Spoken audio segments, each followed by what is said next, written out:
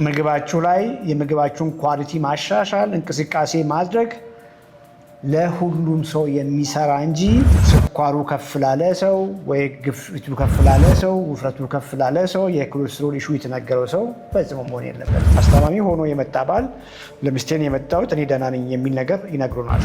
ትልቅ ቦርጭ ይዘው እኔ ደህና ነኝ፣ ችግር የለብኝም፣ ስኳሬም ደህና ነው፣ ግፊቴም ደህና ነው፣ ኮሌስትሮል እንደዛ አይነት ነገር እሳቤዎች አሉ። ይሄ ፈጽሞ ትክክል አይደለም። ጤናማ አመጋገብ፣ ጤናማ የሆነ እንቅስቃሴ ለሁላችንም ክሪቲካል ነው። ጤፍ በንፍሮ መልክ ተቀቅሎ ለመብላት አስቸጋሪ ነው የሚሆነው። እንጀራችን ፈርመንትድ በመሆኑ ብዙ አድቫንቴጆች አሉት። ችግር የሚሆነው ግን እንጀራን እንደ ዋና ምግብ አድርገን ከስርም መቀበያውም እንጀራ ሆኖ ማንኪያችንም ማጣበቂያውም እንጀራ ሆኖ መሀል ላይ ያለው ወጣችንም ከእንጀራ ያልተሻለ ካርቦሃይድሬት which is ወጥ፣ ምስር፣ ባቄላ፣ ቦሎቄ ካርቦሃይድሬት ናቸው በዲፊኒሽን። ካርቦሃይድሬት ሆኖ ግን ትንሽ እየሻለ ያለ ካርቦሃይድሬት ውስጥ የተደበቀ ፕሮቲን አለው። በቂ ፕሮቲን ባይለበት ሲቹዌሽን ላይ ስንመገብ ነው ዋጋ የሚያስከፍላል።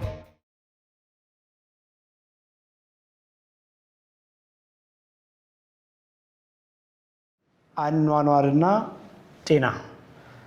አኗኗራችሁን ስታሳዩኝ ጤናችሁ ምን ሊመስል እንደሚችል ላሳያችሁ ሞክራለሁ። እንደሱ እንደማለት ነው። ቢኮዝ ይህንን የምንለው በምክንያት ነው። ብዙዎች ተላላፊ ያልሆኑ ህመሞች ከአኗኗር ጋር ተያይዞ የመጡ እንደሆኑ በደንብ በግልጽ ይታወቃል። እነ ስኳርን ስንወስድ ታይፕ 2 ኤሴንሻል ሃይፐርቴንሽን በብዛት በማህበረሰቡ ላይ የሚታየው ከእድሜ ጋር ከውፍረት ጋር ተያይዞ የሚመጣው ውፍረት ራሱ ብዙ ጊዜ ኢንሱሊን ሬዚስታንስ ብለን የምንለው የክሮኒክ ሎ ግሬድ ኢንፍላሜሽን፣ የኮሌስትሮል መዛባት ኢሹዎች፣ ፋቲ ሊቨር፣ ዩሪክ አሲድ ከፍ ማለት ወይ ጋውቲ አርትራይቲስ፣ ኦስቶ አርትራይቲስ፣ ብዙዎች ክሮኒክ የሆኑ ህመሞች፣ ተላላፊ ያልሆኑ ህመሞች በቀጥታም በተዘዋዋሪም ከአኗኗር ጋር ይያያዛሉ። ያም በመሆኑ በኮንቬንሽናል ፕራክቲሳችን በህክምናውም ላይ የስኳር ኢሹ ካለ ላይፍ ስታይል ቼንጅ አኗኗርን መቀየር ፋውንዴሽናል ነው፣ ቤዝ ነው፣ የመጀመሪያ ነው የሚሆነው። ላይፍ ስታይል ሞዲፊኬሽን አኗኗርን መቀየር ፕሪዲኤም ተብላችሁ ወይም ስኳራችሁ ቦርደር ላይ ብትባሉ ፋውንዴሽን ነው። ላይፍ ስታይል ተስተካክሎ ምግባችሁ ላይ ራይት እየሆናችሁ እንቅስቃሴ ኤክሰርሳይሳችሁ ላይ ራይት ሆናችሁ እሱ ላይ ነው ሁሉ ነገር የሚሰራው። ከፍ ብሎም ዲያቤተስ ሬንጅ ላይ ብትገቡም ላይፍ ስታይል ፋውንዴሽናል መሰረት ነው የሚሆነው ማለት ነው። ላይፍ ስታይላችሁን መሰረት አድርጋችሁ ሜዲኬሽን ፕላስ ወስዳችሁ የቀየራችሁት ላይፍ ስታይል ክብደታችሁ ተቀንሶ የተሻለ ሰውነት ስትገነቡ መድኃኒት ማያስፈልግበት ሌቭል ላይ መድረስ ሊመጣ ይችላል። ሃይፐርቴንሽን ላይ ሂዱ፣ ማኔጅመንቱን እዩ። የመጀመሪያው የሚለው ነገር ቤዝ የሚለው ነገር ላይፍ ስታይል ሞዲፊኬሽን ነው። ስለ ዳሽ ዳይት አንብቡ፣ ስለ ሜዲትራኒያን ዳይት አንብቡ።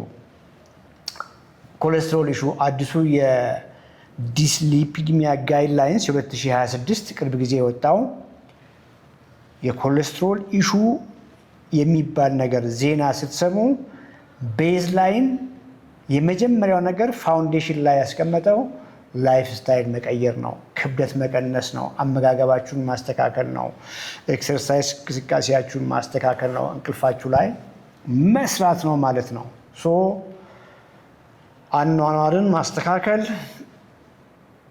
ምግባችሁ ላይ የምግባችሁን ኳሊቲ ማሻሻል፣ እንቅስቃሴ ማድረግ ለሁሉም ሰው የሚሰራ እንጂ ስኳሩ ከፍ ላለ ሰው ወይ ግፊቱ ከፍ ላለ ሰው ውፍረቱ ከፍ ላለ ሰው የኮሌስትሮል ኢሹ የተነገረው ሰው ፈጽሞ መሆን የለበትም። ማንም ሰው ከበሽታ ራሱን ጠብቆ ፕሪቨንት አድርጎ መኖር ከፈለገ አኗኗሩን ማስተካከል መቻል አለበት። ምናልባትም ይህን የምናወራው መንገድ ሳይረዳ ታሞም ከሆነ የተነገረው ህመም ካለ ስቲል ላይፍ ስታይሉን መቀየር የግድ ይላል ማለት ነው። ከዚያም ከፍ ብሎ በተለምዶ የምናውቃቸው ተላላፊ ያልሆኑ በሽታዎች ብለን የምንላቸው ነገሮች ኢንድ ኦርጋን ላይ፣ ጉበት ላይ፣ ኩላሊት ላይ፣ ልብ ላይ፣ ብሬን ላይ እንኳን አደጋ አድርሶ የሃርት አታክ፣ ስትሮክ ወይ ኪድኒ ኢንጁሪ ሲኬዲ የምንለው እንኳን ስቴጅ ቢደርስ ስቲል አመጋገባችሁን መቀየር፣ እንቅስቃሴያችሁን መጨመር፣ ሰውነታችሁን ለመገንባት መጣር መሰረት ነው ማለት ነው። ለዚህ ነው ሄልዝ ኤንድ ላይፍ ስታይል ወይንም ደግሞ አኗኗርና ጤና ብለን 100 ሴሽን ለመስራት ባለፈው እንቅስቃሴ የጀመርነው ማለት ነው። ሶ ይሄንን እንደ ክሪቲካል ኮንሰፕት ውሰዱ። ሁልጊዜም በተደጋጋሚ እንደምለው ይሄ ጀነራል ኢንፎርሜሽን ነው። ይሄንን እንደ ኢንፎርሜሽን ውሰዱት እንጂ ይሄንን የምናወራውን አክሰፕት አድርጋችሁ በራሳችሁ መንገድ መድኃኒት መጀመር፣ መድኃኒት ማቋረጥ፣ መድኃኒት ዶዝ መቀነስ አግባብ አይደለም።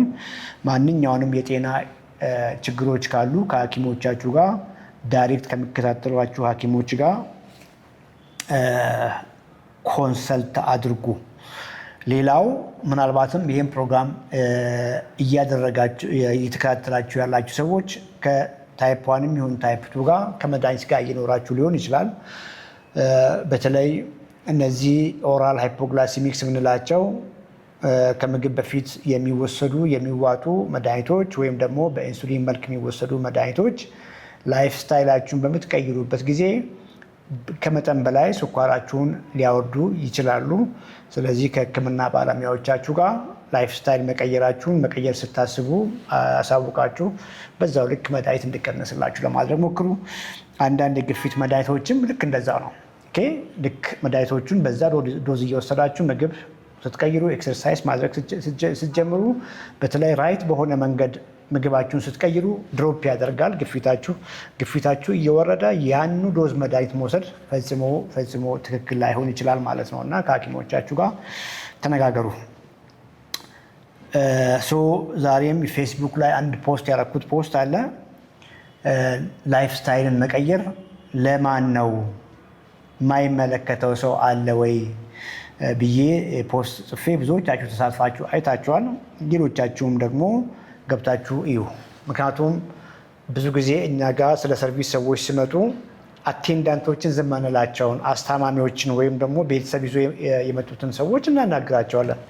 ምክንያቱም ብዙ ሰዎች ብዙ ጊዜ የሚመስላቸው እኛ ጋር የሚመጡት ለክብደት ቅነሳ፣ ለስኳር እንደዚህ ነው የሚመስላቸው። እንደሱ አናስብም። ማንም ሰው ስለ ጤናው የሚጨነቅ ሰው ሰርቪሱን ማግኘት ይችላል ብለን ነው የምናስበው።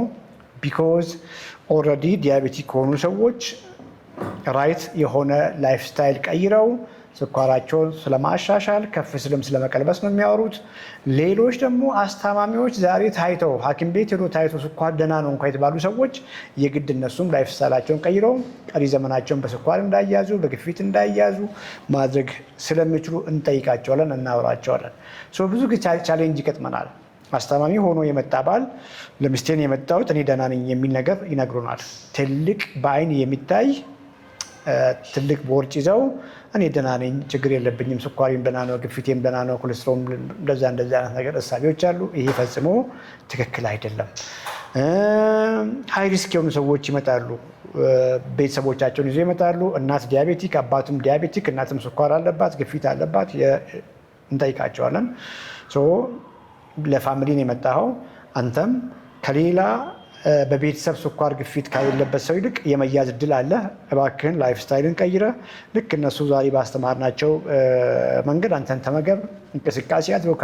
ብዙ ጊዜ ሰዎች ፍቃደኛ አይሆኑም፣ እስኪታመሙ ነው የሚጠብቁትና ፕሊዝ እስክትታመሙ አትጠብቁ።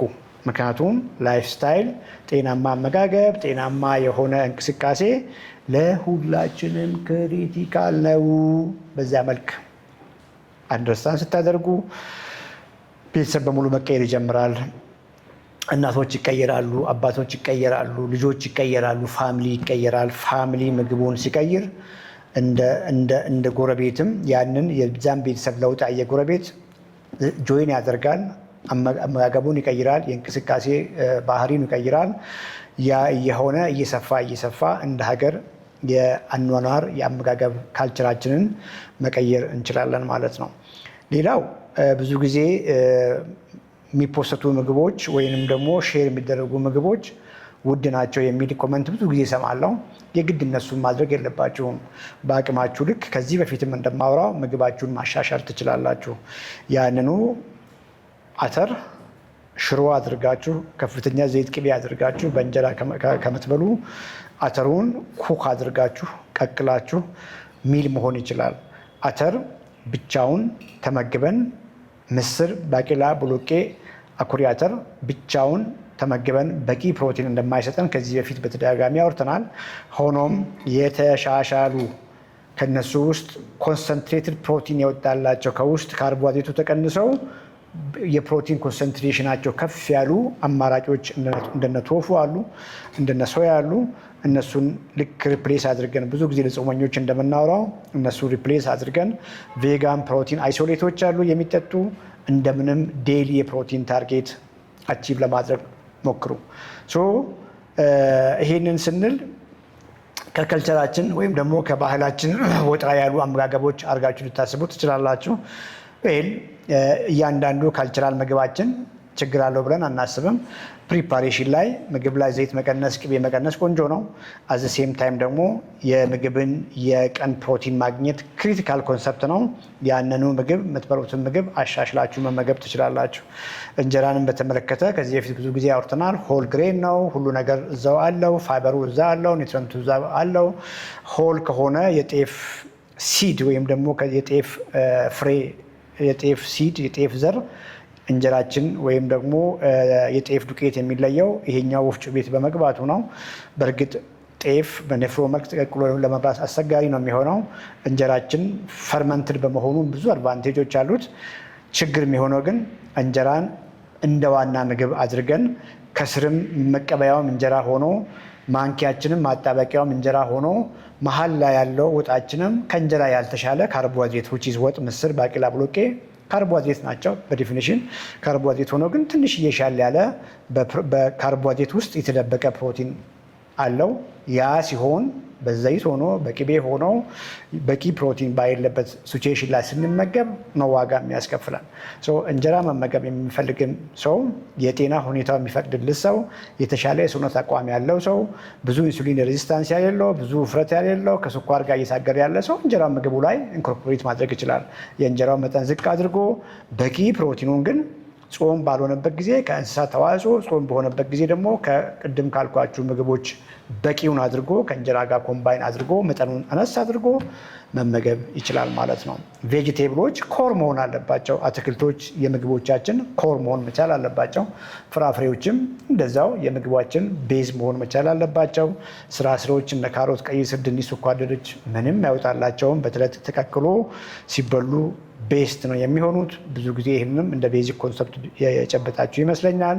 ሆል ግሬኖች፣ ሆል ግሬን ማለት እንግዲህ ቅድም እንዳልኳችሁ የገብስ ዳቦ፣ የገብስ ገንፎ፣ ጤፍ እንጀራ፣ እነዚህ ሆል ግሬን ፍሎር ቤዝድ ናቸው። ሆል ግሬኑ ተቀቅሎ የሚባሉት እነ ንፍሮ ናቸው። የገብስ የስንዴ ንፍሮ፣ የምስር፣ ባቄላ፣ ቦሎቄ ንፍሮ እነዚህ ሆል ግሬን ናቸው። እህሉ ቀጥታ ተቀቅሎ ማለት ነው።